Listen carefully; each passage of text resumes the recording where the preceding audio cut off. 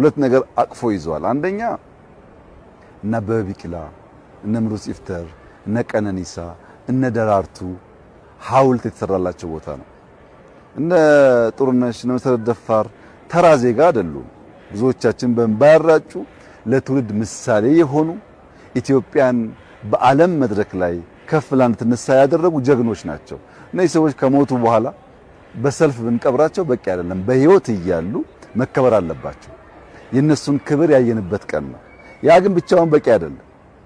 እንዳየው በሁሉም መስክ ህፃናት፣ ታዳጊዎች መሰልጠን የሚችሉበት ስራ ሰርተናል። ማንን እያዩ? ደራርቱን እያዩ፣ ኃይሌን እያዩ፣ ቀነኒሳን እያዩ፣ ጥሩዬን እያዩ። እነዚህ ይሄንን እያዩ ካደጉ እሱን ለመሆን ስለሚሰሩ ኢትዮጵያ በቀጣይነት በዓለም መድረክ ስሟን የሚያስጠሩ ጀግኖች ትፈጥራለች ማለት ነው።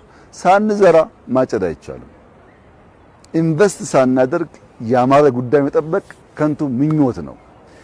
በኢንተርናሽናል መድረክ ስመጥር ኢትዮጵያን ለማየት ይሄ ስራ ያስፈልጋል። ለምሳሌ ዋና ከዚህ ቀደም እንደምታውቀው ብዙም ስማችን አይጠራም። አሁን ግን ከ7 ዓመት በታች ከ14 ዓመት በታች ከዚያ በላይ በኦሎምፒክ ስታንዳርድ ኢንዶር አውትዶር የዋና ቦታ አለ። እዚያ ያሰለጠነውና በዚያ ያደገ ሰው ሊወዳደር ይችላል ማለት ነው።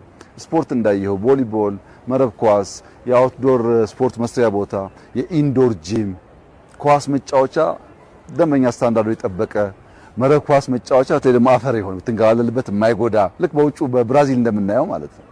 ይሄን ሁሉ ነገር በውስጡ የያዘ ፓርክ ነው። ለልጆቻችን በጣም ትልቅ እድል ነው። እኛ ኢትዮጵያ ውስጥ ስናድግ እንደዚህ ያለውን ነገር ለማየት እምብዛም አልታደልንም።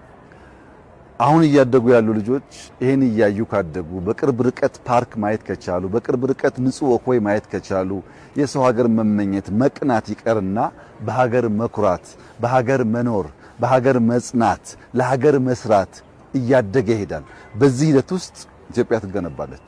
ኔሽን ቢልዲንግ የምናስብ ሰዎች ሚዲያ ብቻ የሚገነባው ትምህርት ብቻ የሚገነባው አድርገ መውሰድ የለብንም።